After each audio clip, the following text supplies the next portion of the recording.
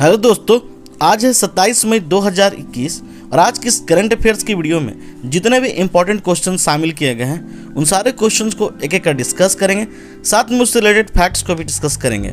आप इस वीडियो का पीडीएफ नीचे दिए गए डिस्क्रिप्शन बॉक्स में लिंक से डाउनलोड कर सकते हैं या आप इस वीडियो का पीडीएफ टेलीग्राम ग्रुप से डाउनलोड कर सकते हैं। टेलीग्राम ग्रुप पे आपको पुराने वीडियो के पीडीएफ एक साथ मिल जाएंगे। तो टेलीग्राम ग्रुप का लिंक मैंने डिस्क्रिप्शन बॉक्स में नीचे दे दिया है, आप वहां से टेलीग्राम ग्रुप ज्वाइन कर सकते हैं। तो इस वीडियो को अंत तक ध्यान से देखिए। तो चलिए शुरू करते हैं। विदेशी मिशनों में वन स्टॉप सेंटर किस मंत्रालय के द्वारा स्थापित किया जाएगा? वन स्टॉप सेंटर किस मंत्रालय द्वारा स्थापित किया जाएगा? महिला एवं बाल विकास मंत्रालय द्वारा। तो इस क्वेश्चन का बी ऑप्शन सही है, महिला एवं बाल विकास मंत्रालय। केंद्र सरकार 9 देशों में 10 मिशनों में OSCS स्थापित करेगी, यानी कि वन स्टॉप सेंटर्स। यह केंद्र महिलाओं के खिलाफ हिंसा के मामले को रोकने का काम करेगा। वन स्टॉप सेंटर केंद्र में शामिल कौन कौन से देश हैं? तो कुवैत, ओमान, बहरीन, संयुक्त अरब अमीरात, कनाडा, ऑस्ट्रेलिया, सिंगापुर, कतर, सऊदी अरब। और सऊदी अरब में 2 वन स्टॉप सेंटर स्थापित किए जाएंगे। अभी भारत में 300 वन स्टॉप केंद्र और स्थापित किए जाएंगे।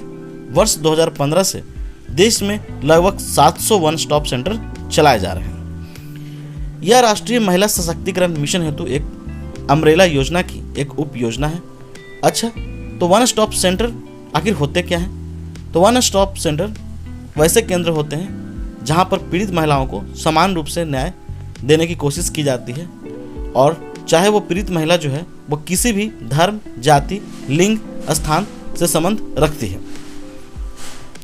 वर्ष 2015 में निर्भया फंड के माध्यम से यह केंद्र की पूर्ण प्रायोजित योजना है। और महिला एवं बाल विकास मंत्रालय एवं वस्त्र मंत्रालय के मंत्री कौन है? तो स्मृति ईरानी। नेक्स्ट क्वेश्चन, वित्त वर्ष 2020-21 में देश में सबसे ज्यादा प्रत्यक्ष विदेशी निवेश किस राज्य में हुआ है? सबसे ज्यादा प्रत्यक्ष विदेशी निवेश किस राज्य में हुआ है? गुजरात में। तो इस क्वेश्चन का बी ऑप्शन सही है, गुजरात। गुजरात को वित्त वर्ष 2020-21 में देश में सबसे ज्यादा प्रत्यक्ष विदेशी निवेश प्राप्त हुआ है, और यह लगातार चौथी बार है जब गुजरात को सबसे ज्यादा निवेश मिले हैं। राज्य में कुल FDI यानी कि फॉरेन डायरेक्ट इन्वेस्टमेंट में से 94% कंप्यूटर हार्डवेयर और सॉफ्टवेयर क्षेत्र को मिला है।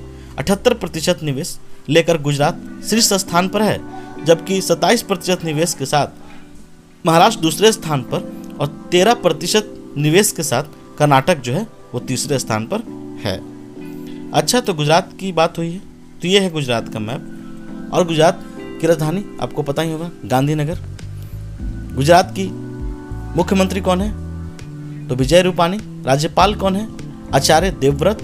और गुजरात में ही सबसे बड़ा मल्टी मॉडल लॉजिस्टिक पार्क जो है वो सानत जिले में बनाया जाएगा, और भारत की पहली लिथियम रिफाइनरी भी गुजरात में स्थापित की जाएगी। सुजलाम सुफलाम जल संचय योजना, मानव गरिमा योजना, सूर्योदय योजना, ये गुजरात सरकार की कुछ प्रमुख योजनाएं हैं। गुजरात में ही गिर राष्ट्रीय पार्क जो है मौजूद है, और नल सरोवर वन्यजीव अभयारण्य भी जो है वो भी गुजरात में ही मौजूद है। नेक्स्ट क्वेश्चन,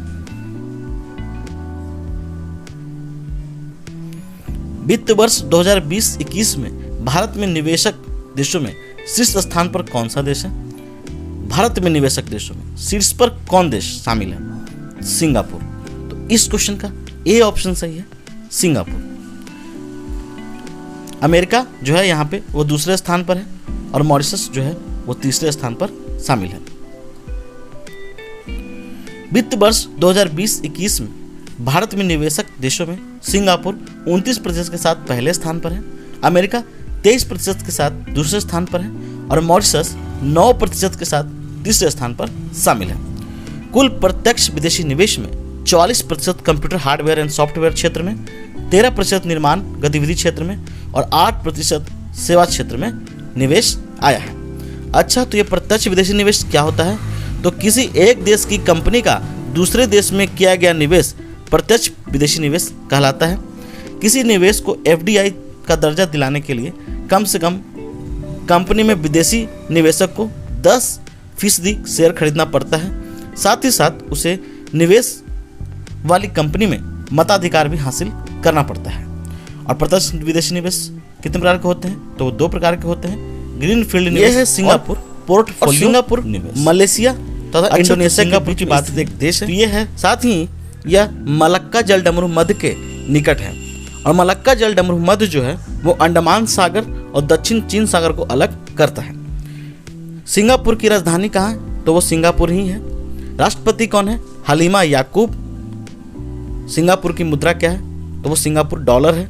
और भारत और सिंगापुर के बीच होने वाला प्रत्येक वर्ष नौसैनिक अभ्यास का नाम क्या है? तो वह सिम्बेक्स। सिम्बेक्स जो है वो हर साल भारत और सिंगापुर के नौसेनाओं के बीच होने वाला एक वार्षिक युद्धाभ्यास है। नेक्स्ट क्वेश्चन, केंद्रीय जांच ब्यूरो सीबीआई यानी कि सेंट्रल ब्यूरो ऑफ इन्वेस्टिगेशन के नए निदेशक कौन बने हैं? सीबीआई के नए निदेशक कौन बने हैं? सुबोध कुमार जायसवाल। तो इस क्वेश्चन का सी ऑप्शन सही है, सुबोध कुमार जायसवाल। सुबोध कुमार जायसवाल 1985 बैच के भारतीय पुलिस सेवा के अधिकारी हैं और पूर्व में ये महाराष्ट्र के पुलिस महानिदेशक पद पर सेवा दे चुके हैं। सीबीआई के निदेशक बनने से पहले ये केंद्रीय औद्योगिक सुरक्षा बल के महानिदेशक पद पर तैनात थे। अन्य ऑप्शंस को देखते हैं। प्रदीप कुमार यादव को हाल ही में लाइबेरिया का नया राजदूत नियुक्त किया गया है। और जबकि शांतिलाल जैन को इंडियन बैंक के नए प्रबंध निदेशक तथा मुख्य कार्यकारी अधिकारी यानी चीफ एग्जीक्यूटिव ऑफिसर बनाया गया है। और ऋषि कुमार जो शुक्ला हैं वो सीबीआई के पूर्व निदेशक थे जिनका हाल ही में सेवानिवृत्ति हुई है और उनके स्थान पर ही सुबोध कुमार जायसवाल की नियुक्ति की गई है। नेक्स्ट क्वेश्चन, हाल ही में खेल मंत्रालय ने कितने राज्यों में खेलो इंडिया केंद्र खोलने का निर्णय किया है? कितने राज्यों में खेलो इंडिया केंद्र खोले जाएंगे? इस क्वेश्चन का सी ऑप्शन सही है, 7 राज्यों में खोले जाएंगे। हाल ही में खेल मंत्रालय ने देश के 7 राज्यों में खेलो इंडिया केंद्र खोलने का निर्णय लिया है। खेल मंत्री किरण रिजिजू के अनुसार 2028 तक भारत को ओलंपिक खेलों में शीर्ष 10 देशों में शामिल करने की योजना है। खेल मंत्रालय ने जून 2020 में अगले 4 सालों में 1000 खेलो इंडिया केंद्र खोलने की योजना बनाई थी और जिसमें 217 केंद्र पहले ही खोले जा चुके हैं। दोस्तों, खेल मंत्रालय की खेलो इंडिया कार्यक्रम स्थानीय स्तर पर प्रतिभावान खिलाड़ियों की पहचान करना है तथा उसे बेहतर सुविधा के माध्यम से उच्च स्तर का खिलाड़ी बनाना है। और इसके लिए जिला स्तर पर खेलो इंडिया कार्यक्रम के तहत कम से कम 1 केंद्र की स्थापना की जाएगी। नेक्स्ट क्वेश्चन, हाल ही में निम्न में से किसने सूर्य की सतह पर पहले सौर विस्फोट के दृश्य को कैद किया है? सूर्य की सतह पर पहले सौर विस्फोट के दृश्य को किसने कैद किया है? सौर ऑर्बिटर। इस क्वेश्चन का सी ऑप्शन सही है, सौर ऑर्बिटर। सौर ऑर्बिटर यूरोपीय अंतरिक्ष एजेंसी और नासा के द्वारा संयुक्त रूप से चलाया जा रहा एक मिशन है जिसे सौर ऑर्बिटर अंतरिक्ष यान के रूप में जाना जाता है। और हाल ही में इस सौर ऑर्बिटर ने सूर्य की सतह पर पहले सौर विस्फोट के दृश्य को कैद किया है। सौर ऑर्बिटर को 2020 में United launch alliance Atlas 5 rocket पर केप कैनवेरल से लॉन्च किया गया था। अन्य ऑप्शंस को देखते हैं। आदित्य L1 की बात करते हैं तो आदित्य L1 एक अंतरिक्ष यान है जिसका मिशन सूर्य का अध्ययन करने के लिए है। यह जनवरी 2008 में अंतरिक्ष अनुसंधान के लिए सलाहकार समिति द्वारा अवधारणा किया गया था और यह भारतीय अंतरिक्ष अनुसंधान संगठन और विभिन्न भारतीय अनुसंधान संगठनों के बीच सहयोग से डिजाइन और बनाया जाएगा और निकट भविष्य में इसे इसरो द्वारा लॉन्च किया जाएगा। पार्कर सोलर प्रोब की बात करते हैं तो ये नासा के द्वारा सूर्य का अध्ययन करने के लिए भेजा गया एक प्रोब है जो मिशन पर कार्यरत है। नेक्स्ट क्वेश्चन, हाल ही में आया यास तौकते तूफान किस प्रकार का तूफान है? यास और तौकते तूफान यह किस प्रकार का तूफान है? उष्णकटिबंधीय तूफान। तो इस क्वेश्चन का बी ऑप्शन सही है, उष्णकटिबंधीय तूफान। यास तूफान का नाम ओमान ने जबकि तौकदे तूफान का नाम म्यांमार ने दिया था। उत्तरी हिंद महासागर में उठने वाले उष्णकटिबंधीय चक्रवातों के नाम का इस क्षेत्र में पड़ने वाले कई देश मिलकर करते हैं और इसमें 13 देश शामिल हैं। यास के बाद आने वाले तूफान का जो नाम है वो गुलाब है और जो पाकिस्तान ने दिया है। उष्णकटिबंधीय चक्रवात भूमध्य रेखा से 10 डिग्री की दूरी पर शांत कटिबंध में आरंभ होता है। हरिकेन, टाइफून, ट्रॉपिकल स्टॉर्म आदि उष्णकटिबंधीय चक्रवात के उदाहरण हैं। उष्णकटिबंधीय चक्रवात ट्रोपोस्फीयर के संतुलन को बनाए रखने में सहायता करते हैं। नेक्स्ट क्वेश्चन, अंतर्राष्ट्रीय डबलिन साहित्य पुरस्कार 2021 से किसे सम्मानित किया गया है? अंतर्राष्ट्रीय डबलिन साहित्य पुरस्कार किसे सम्मानित किया गया है? वलेरिया लुसेली को। तो इस क्वेश्चन का सी ऑप्शन सही है, वलेरिया लुसेली को अंतर्राष्ट्रीय डबलिन साहित्य पुरस्कार दिया गया है। नेक्स्ट क्वेश्चन, अंतरिक्ष यान के जियूस नामक ऊर्जा मॉड्यूल को किस देश की स्पेस एजेंसी ने विकसित किया है? जियूस नामक ऊर्जा मॉड्यूल को किस देश के स्पेस एजेंसी ने विकसित किया है? रॉसकॉस्मोस। तो इस क्वेश्चन का बी ऑप्शन सही है, रॉसकॉस्मोस। रॉसकॉस्मोस जो कि रूस की स्पेस एजेंसी है, उसने जियूस नामक ऊर्जा मॉड्यूल को बनाया है और यह जो मॉड्यूल है वो परमाणु ऊर्जा से संचालित होगा और इस यान के माध्यम से अधिक दूरी तक अंतरिक्ष में भारयुक्त माल को ले जाने के लिए पर्याप्त शक्ति उत्पन्न की जा सकेगी। जाक्सा जो है वो जापान की एरोस्पेस एजेंसी है, यानी कि Japan aerospace exploration agency.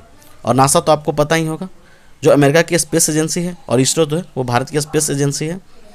Next question, 24वां अंतर्राष्ट्रीय एड्स सम्मेलन कहाँ आयोजित किया जाएगा? 24वां अंतर्राष्ट्रीय एड्स सम्मेलन कहाँ आयोजित किया जाएगा? कनाडा में। तो इस क्वेश्चन का बी ऑप्शन सही है, कनाडा। कनाडा के मॉन्ट्रियल में इस सम्मेलन का आयोजन होगा। और एड्स क्या होता है? तो एड्स HIV नामक विषाणु से होता है।